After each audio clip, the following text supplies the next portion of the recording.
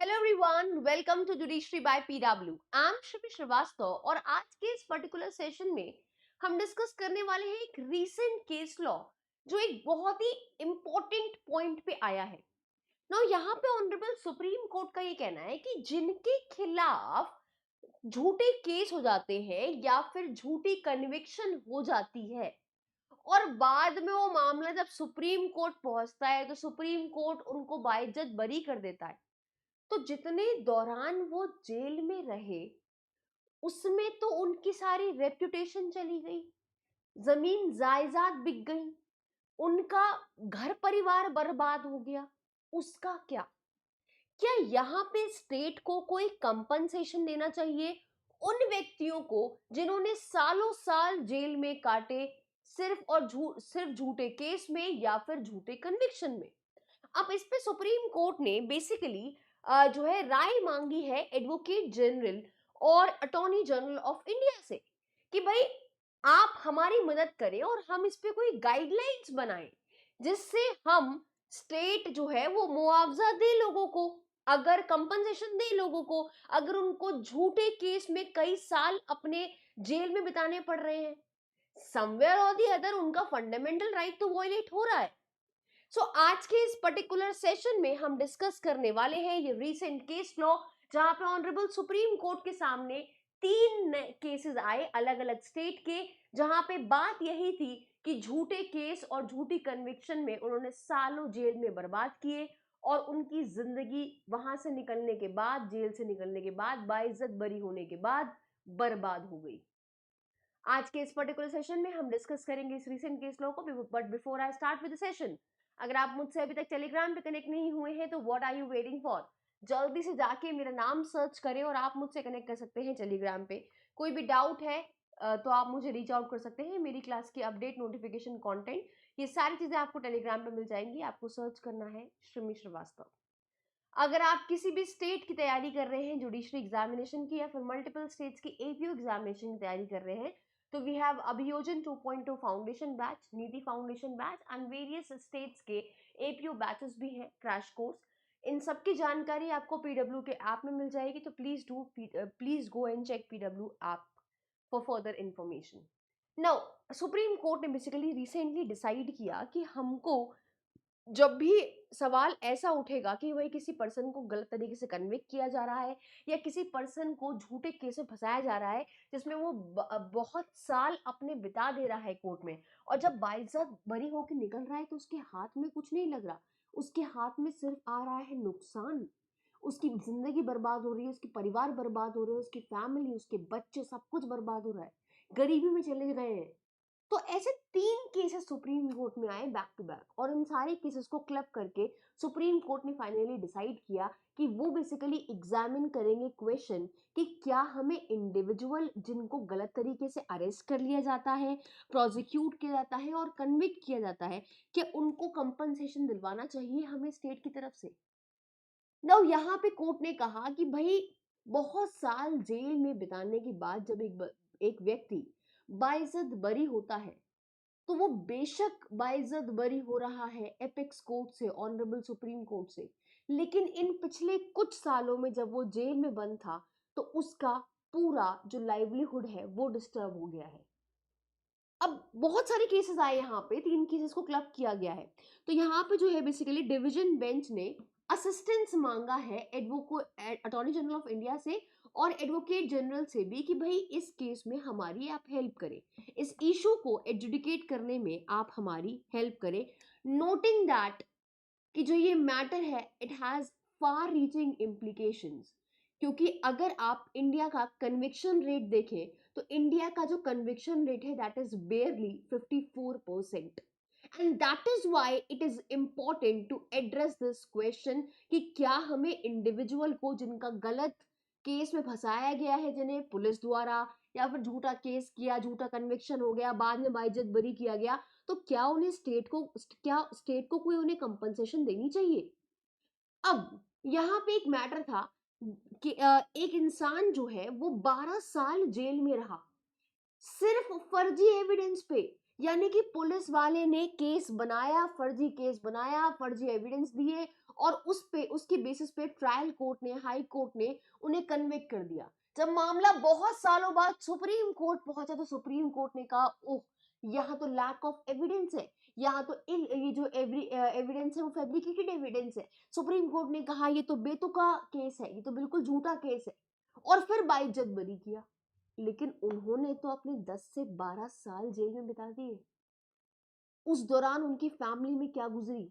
तो यहाँ पे ये केस बेसिकली, ये जो कोर्ट है वो बेसिकली केस की सुनवाई कर रहा था, जहां पे एक व्यक्ति ने अपने 12 साल जेल में काटे, 6 of them under the shadow of death penalty. In fact 6 साल उसने इस खौफ में दिए, जो है काट दिए कि कभी भी उसकी डेथ पेनल्टी हो सकती है, क्योंकि उसको डेथ सेंटेंस अवॉर्ड कर दी थी ट्रायल कोर्ट ने।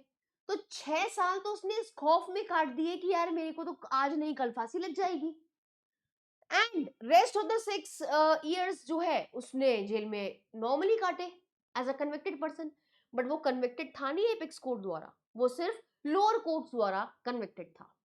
Now after being convicted for rape and murder of minor, एक माइनर बच्चे गायब हो गई थी, एक माइनर बच्ची। अब वो क्योंकि गायब हो गई तो पुलिस वालों ने इस पर्सन के खिलाफ जो है वो झूठा केस बना दिया मर्डर और रेप का।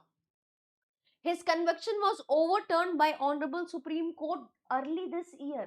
जब वो मैटर 2025 में जब सुनवाई हुई सुप्रीम कोर्ट में आके 12 साल बाद, तो पता लगा कि एविडेंस जो उसके खिलाफ थे वो तो फर्जी एविडेंस थे, वो तो फैब्रिकेटेड थे पुलिस द्वारा, यानी कि पुलिस ने ही नकली एविडेंस लगाए, फर्जी एविडेंस लगाए।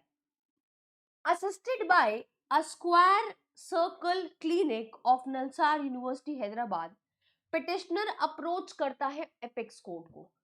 यहाँ पे एडवोकेट के माध्यम से जो ये पुअर मेन है जिसको बेशक बाइज्जत बरी कर दिया, वो अप्रोच करता है कोर्ट को और वो कहता है कि भैया मुझको कंपनसेशन दो, मेरा फंडामेंटल राइट आर्टिकल 21 का वायलेशन हुआ है।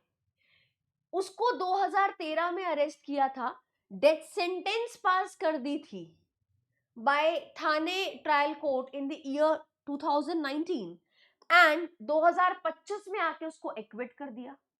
तो भाई ये जो 12 साल है इसमें तो मेरे मौलिक अधिकारों का शोषण हुआ है ना, मेरा परिवार बर्बाद हो गया, कर्जे में आ गया, ठीक है, मेरे बच्चों की पढ़ाई छूट गई, मेरी जमीनें गिरवी रख गई इन 12 सालों में, उसका क्या। तो यहाँ पे ये व्यक्ति जो है वो कंपनसेशन मांगने आता है सरकार से, कहता है कि ग्रॉस वायलेशन है फंडामेंटल राइट का। इस पिटीशन में पिटिशनर कहता है, अपने प्ली में वो कंटेंट करता है कि उसको जो गलत तरीके से कन्विक्ट किया गया है उससे ग्रेव और सीरियस वायलेशन हुआ है आर्टिकल 21 का। पिटिशनर को ग्रेव और सिवियर वायलेशन हुआ है फंडामेंटल राइट का, being falsely accused of heinous offence, illegal arrest subject to tainted investigation. कि भाई ये तो फालतू में इन्वेस्टिगेशन आपने मेरे खिलाफ करी ना, मैंने तो अपराध किया नहीं था, आपने झूठा केस मेरे को जो है दर्ज किया मेरे खिलाफ पहले, फिर मुझे इलीगल तरीके से अरेस्ट किया, फिर मुझे कोर्ट ने कन्विक्ट कर दिया, और अल्टीमेटली एपेक्स कोर्ट ने क्या कहा कि वो तो भाई उसकी गलती ही नहीं है, तो ये तो नकली एविडेंस है, फर्जी एविडेंस है, फैब्रिकेटेड एविडेंस है, पुलिस ने बनाए हुए एविडेंस है। तो यहाँ पे अनफेयर प्रोसिक्यूशन और जो उसने 12 साल जेल में काटे उसके लिए मैं स्टेट से मुआवजा मांगता हूं, मुझे कंपनसेशन प्रोवाइड किया जाए, क्योंकि इन 12 साल में मेरा परिवार तो कंप्लीटली डिस्ट्रॉय हो चुका है। ठीक है, मेरा परिवार, मेरे परिवार की इज्जत, reputation, everything is gone now. यहां पे इस प्ली में आर्ग्यू किया गया the state bears the strict liability. यहां पे इस पिटीशन में पिटिशनर कहता है कि भाई ये तो स्टेट की स्ट्रिक्ट लाइबिलिटी है कि उसको उसके ऑफिशियल्स के, स्टेट की पुलिस जो है स्टेट के अंदर आती है, तो स्टेट के जो ऑफिशियल्स हैं उनकी मिसकंडक्ट करने के लिए कौन मुआवजा भरेगा? स्टेट भरेगा। तो स्टेट की स्ट्रिक्ट लाइबिलिटी है उसकी ऑफिशियल्स की मिसकंडक्ट के लिए, and can not escape accountability merely by releasing individual. आपने मुझे बेशक बाइज्जत बरी कर दिया, लेकिन आप अपनी अकाउंटेबिलिटी को बस मुझे रिलीज करके बच नहीं सकते हैं। यू आर स्टिल अकाउंटेबल, क्योंकि मेरे जो 12 साल बर्बाद किए उसकी तो स्टेट की ही जिम्मेदारी है। स्टेट के ही ऑफिशियल की मिसकंडक्ट की वजह से मुझे 12 साल मेरे बर्बाद हुए, मेरी लाइफ बर्बाद हुई, मेरी फैमिली की रेपुटेशन बर्बाद हुई, मेरी प्रॉपर्टी बर्बाद हुई। एवरीथिंग इज गॉन नाउ 12 सालों में। यहाँ पे आर्ग्यू किया गया दैट कि भाई कोर्ट से ये रिक्वेस्ट भी की गई, और अपने आर्ग्यूमेंट्स में सारी बात रखने के बाद कोर्ट से कहा गया कि कोर्ट सरकार को डायरेक्शंस दे कि भैया मुझको मॉनेटरी कंपनसेशन दो for both pecuniary and non pecuniary losses जो भी उसको सफर हुए हैं ड्यूरिंग रॉन्गफुल इम्प्रिजमेंट। गलत तरीके से इम्प्रेस करके रखा था, उसको बंद करके रखा था जेल में, तो अब मुझे पिक्यूनरी और नॉन पिक्यूनरी कंपनसेशन, जो भी मुझे लॉस सफर हुआ है उसके लिए कंपनसेशन आप मुझे प्रोवाइड करें। नाउ अब इस पे तो कोई स्पेसिफिक गाइडलाइन स्टिल डेट है नहीं, तो यहाँ पे जो सीनियर एडवोकेट है जो पिटिशनर की तरफ से आए थे, उन्होंने रिक्वेस्ट करी कोर्ट से कि कोर्ट जो है इस पे एक क्लियर फ्रेम करे गाइडलाइंस, साफ स्पष्ट गाइडलाइंस बनाए, इंश्योर करने के लिए जो विक्टिम्स हैं रॉन्गफुल प्रोसिक्यूशन के, जिनके खिलाफ झूठे केस हो रहे हैं, झूठे कन्विक्शन हो रहे हैं, उनके लिए कुछ ना कुछ तो गाइडलाइंस होने चाहिए। जिनको फालतू में जेल में बंद करके रखा जा रहा है सालों साल, जिनकी अल्टीमेटली गलती नहीं निकल रही है, उनको एक्विट कर दिया जा रहा है either because of lack of evidence और फैब्रिकेटेड एविडेंस, या फिर पुलिस फंसा रही है, व्हाटसोएवर रीजन इज, उनको कंपनसेशन देने का हमारे पास कोई तो गाइडलाइंस होना चाहिए। यहाँ पे रेफर किया गया लॉ कमीशन की रिपोर्ट भी, ठीक है, जिसमें बेसिकली रिकमेंडेशन की थी कि हमें एक स्टैट्यूटरी फ्रेमवर्क बनाना चाहिए कंपनसेट करने के लिए उन विक्टिम्स को जो बेसिकली वो जो विक्टिम्स हैं बेसिकली गलत झूठे फर्जी केस के।